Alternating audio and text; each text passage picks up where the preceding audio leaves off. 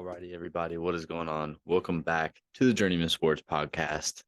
Back today from a little bit of an absence on the channel. Had a lot of stuff going on with me and Cade. Not like they were going through anything with like each other, but we've both just been really busy. So it's playoff time in the NBA. Video I wanted to come at you guys with today. We're going to be looking at the first round, but in particularly, we're going to be looking at what players can make the most impact on every team. This is going to be excluding superstar players. So, we're not going to be saying Joel Embiid, Kevin Durant, those kind of people. It's going to be more of looking at the depth of the rosters and who I think is going to be the most important for these teams. So, we'll start with Brooklyn and Philadelphia. And to me, in this series, Nicholas Claxton for the Nets is the biggest player to watch for this team. He's going to get the assignment of Embiid. So, his ability to play against Embiid, hopefully try and limit him, which didn't exactly happen in game one. I think if he can continue to hold Embiid to 26 and 5 a game, that's a win if you're Nicholas Claxton. So for the Sixers, biggest player to watch for me in this series is going to be, I'm going to say Tobias Harris. I think this Nets roster, they're pretty strong at the forward, but I think Tobias Harris is going to get a lot of chances to score. We saw in that first game how much they're paying attention to Harden and Embiid, and they really want to try and make other people beat them. So I think Tobias Harris, he had a good first game, but he's going to have to continue to step up if the Sixers want to win this series and ultimately make a deep playoff push. So we have the Hawks and the Celtics next.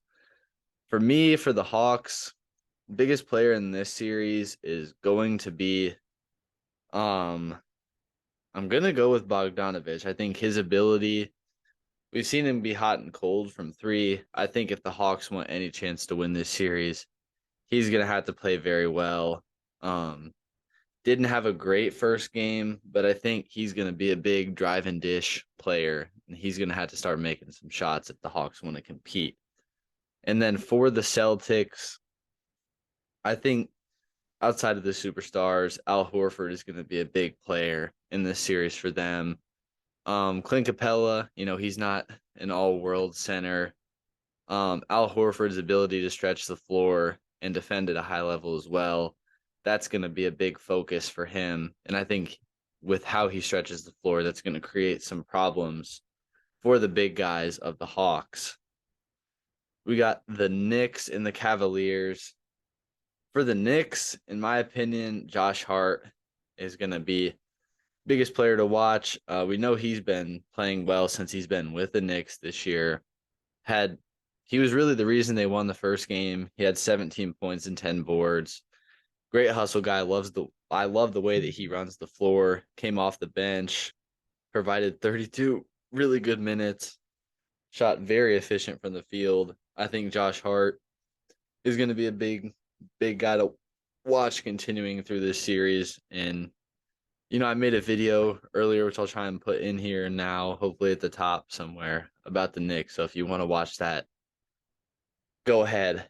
And then for the Cavaliers, I'm going to say Evan Mobley. He got weight roomed a lot in this game, especially by Julius Randle. He's going to need to provide more value in this series. I think he ultimately could end up playing himself out of some of these late game situations, especially. And I think defensively, he's too valuable to not have on the floor, but he's going to have to keep showing some grit and some grind down low, especially against Julius Randle.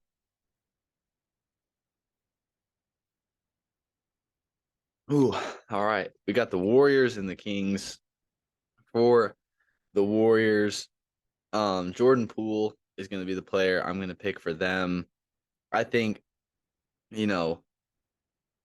guard play is the strength of the Warriors, and he's going to have to play well, especially off the bench. We know Sacramento's a really good team, and we know how poor Golden State has been on the road. I think Jordan Poole is going to have a significant playoff run, playing some very good basketball for them to compete and for them to even make it out of the first round against this very talented Kings team. And for the Kings, I'm going to say that Keegan Murray is going to be a player that really needs to play well for them to win. Was one of the best 3-point shooters statistically in the league. Didn't have a great first game, but I'd really look for him to bounce back. Very versatile player. I'm really excited for what he can bring to this team. Hopefully, he can start to create more, and I think he'll continue to improve as a defender as we go throughout this series. So, next up, we have the Lakers and the Grizzlies. A great game today. You guys did watch it. I guess technically it'll be yesterday by the time this posts. So, for the Lakers, I'm going to go with D'Angelo Russell. He's going to have to continue to play well. Had 19 and 7 in this game. Didn't play too well in the play-in, but I think he's the gel for this team. He's a really good distributor. I think he's an underrated scorer. And I just think he brings a lot of calmness, a lot of flow, and a lot of just he brings the team together. And I think that's a really underrated part of his game. For the Grizzlies, Luke Kennard, for me, is going to be the big player of focus for them. He's got to shoot the ball really well in this series if he wants to play, I believe. He's not a great defender. He's going to have to step up and play some really big minutes and shoot the ball at a high clip because we know John Morant and Jaren Jackson Jr. are going to draw a lot of that. He's going to be open in those kick-out situations. He's got to hit his shots if Memphis wants a chance to beat the Lakers. Miami and Milwaukee, which was a game plagued with injuries. For the Heat, biggest player to me going to be Kyle Lowry, especially now that we know Tyler Hero's broken his hand. Kyle Lowry, I think, is going to have to step up, take some more responsibility to score offensively, not just distribute. But I'm really hoping that we can see maybe some Kyle Lowry from a couple years ago show back up in this series. And for the Bucks, I think this is tough. With Giannis potentially being out, Jrue Holiday's got to continue to step up as a scorer. He had 16 points and 16 assists today. Really good game, but he's going to really have to step up as a scorer without Giannis, him and Middleton both. But Holiday's going to have to keep stepping it up with the scoring department. Man, I haven't done this in a while. My throat's getting scratchy. Clippers and Suns. For the Suns, it's got to be DeAndre Ayton. I mean, as a Suns fan, he can't have 8 rebounds. You know, Zubac with 15, Westbrook had 10, Mason Plumlee had 11. I mean, that's just horrible. DeAndre Ayton's got to rebound the basketball better.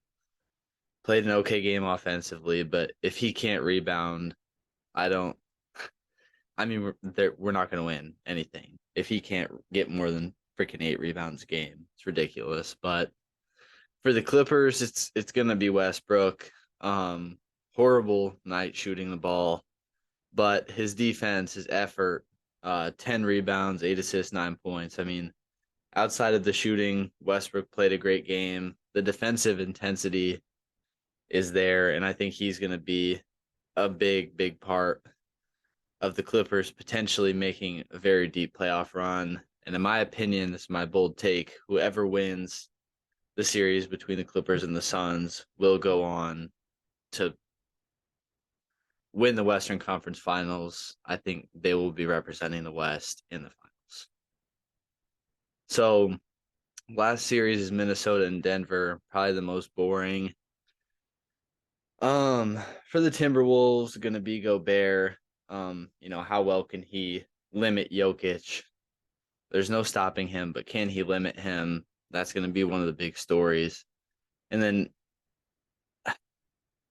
Aaron Gordon or Michael Porter Jr. are the 2 players for the Nuggets. We know what Jokic is going to give you. Jamal Murray is going to give you pretty solid minutes and pretty solid play, I think. But can you get your forwards to play really well? I think, they're really athletic. They're good players when they're healthy and when they're playing. If those guys can each get 15 to 20 a game, tack on 5 to 8 boards, a couple assists, they're going to be golden and they're going to be one of the scariest teams to play. And I think they could live up to, their expectations if that happens. So, yeah, that was the quick video wanted to make. Let me know in the comments what you guys think. If you would have picked any other players on these teams. And yeah, thank you guys so much for watching. Make sure to like, subscribe, keep tapping in with us. And I'm Garrett, just one half of the show. This has been the Journeyman Sports Podcast. We'll see you guys next time.